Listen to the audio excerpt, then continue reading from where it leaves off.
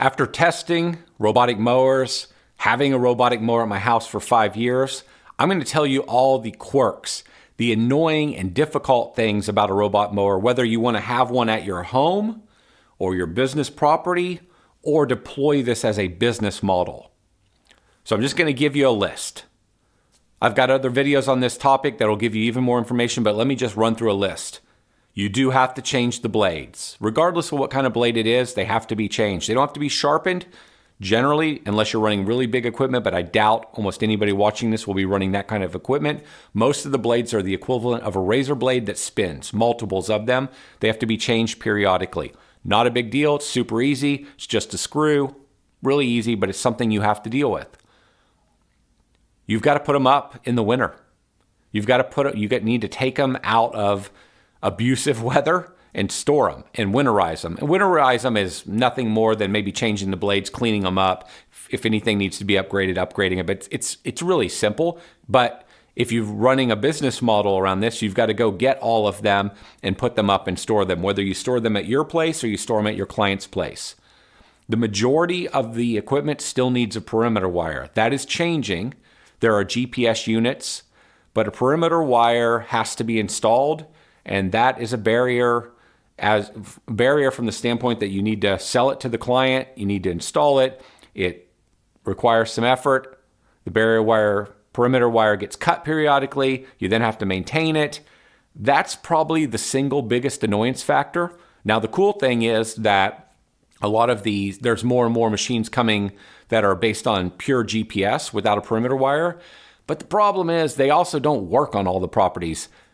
As I recall, a lot of the GPS signals come in from the southern hemisphere, depending on the angle of the property, depending on how close the homes are together, depending on tree coverage and all these other factors. It might do great in certain parts of the property based on GPS. And then when it gets between two homes and it has a hard time getting satellite coverage, it gets off and it makes mistakes or it gets stuck. So there's a reason why these pieces of equipment, and so many of them, use perimeter wires. Also, along those lines, is once you leave the perimeter wire and you move to full GPS and you start implementing other technologies that make it smart equipment that can operate without a perimeter wire, the cost of the hardware really goes up, and then it makes it cost prohibitive for a lot of homeowners to buy it or companies to deploy it. When it rains a ton, you got to stop it. You need to park it. It may not park itself. And so if you're a homeowner, you might want to remember to do that, or it'll get stuck. Maybe. It might not get stuck, but it might. Or it'll just eventually get so much debris under it that you're going to have to clean it. And you would have been better off just letting it stop, wait till the grass dries, and then run it again. If you're a company managing these and your homeowners are not responsible for stopping them during the rain, you've got to stop them all in bulk. You've got to figure out how to do that. As I alluded to, sometimes they get stuck. You have to deal with it, or the homeowner has to deal with it, your client. The lip will sometimes get stuck of the equipment will get stuck on metal edging. I don't have metal edging at my home, but I have this decorative stone or brick, and it gets stuck almost nowhere, but there was this one spot where it would get stuck, and we had to move the perimeter wire out just a bit so it couldn't do that. It was totally random because it would only hit that spot, that direction every so often. But remember, I've had one for 5 years, so it, just based on math, periodically comes in at the same angle, and it would get stuck. Maybe it only happened a few times over the years, but finally we're like, okay, I'm moving the perimeter wire. I'm tired of dealing with this. Or we're in Italy, and the dumb thing's stuck now, and who's going to go move it for me? That kind of a thing. Sometimes it can't get parked for whatever reason, just gets confused. In my case, it can't get parked because I have put it in a location where there's a lot of shade, and if the ground is wet, it'll slip and it can't get up into its docking station. That's a challenge. Sometimes, this is actually a big one. Let's say it rains quite a bit. This would be towards the top of the list. It rains quite a bit, you park it.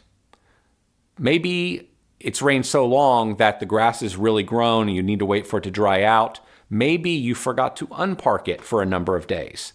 So now your mower goes back out and it just looks rough. The lawn looks rough while it's catching up because GPS is not perfectly accurate, and I'll give you a little bit of an answer. I'll tell you a couple of reasons why. GPS is not perfectly accurate, so most of this equipment, not all, will bounce around in these random patterns so it makes sure that it doesn't miss anything. There's quite a bit of intelligence there, but it's still bouncing around. It's not mowing in straight lines. There is some equipment that will do that. But, and that's the case for a number of reasons. Sometimes GPS signals get lost or they get blocked by tree coverage or in between homes. Another reason might be the equipment's pretty light and it's mowing in what it thought was a straight line and it hits a little bump and now it's just ever so slightly off and now the straight lines are no longer straight and it doesn't have the technology to adjust for that. Maybe back to the GPS problem. Maybe at that moment it didn't have GPS. There's a whole ton of reasons why most companies have found it, many companies have found it easier just to let these things bounce around. Well, that means you have to run the equipment longer. It means that when it's catching up, meaning it got behind and the grasses got kind of tall, the place looks horrible because it's not mowing in straight lines. So you'll have these clumps everywhere, just like these little clumps that are this tall and then the grass around it will be short everywhere because it's just random. And so it could take a week or two sometimes for it to catch up. That's probably near the biggest. Another one it does, it's kind of a quirky little thing, but it's not a big deal at all in my opinion.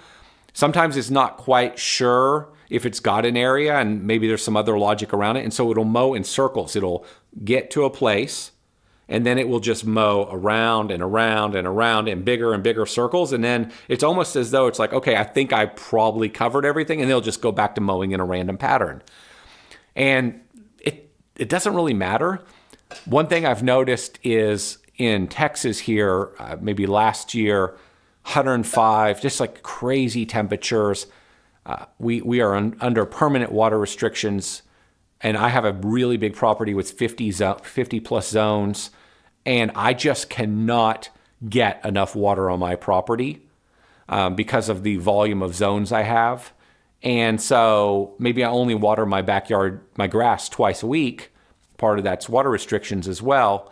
And so the grass, because of the heat, it's no longer like nice dark green. It's still kind of green, but it's just a little, the grass, I want to say burnt. That's not quite the word. It's not dead. It's just, it doesn't rebound very well. And so I would see these circle patterns in my property because the grass wasn't like I said, it didn't rebound because the ground was dry because of the just brutal heat.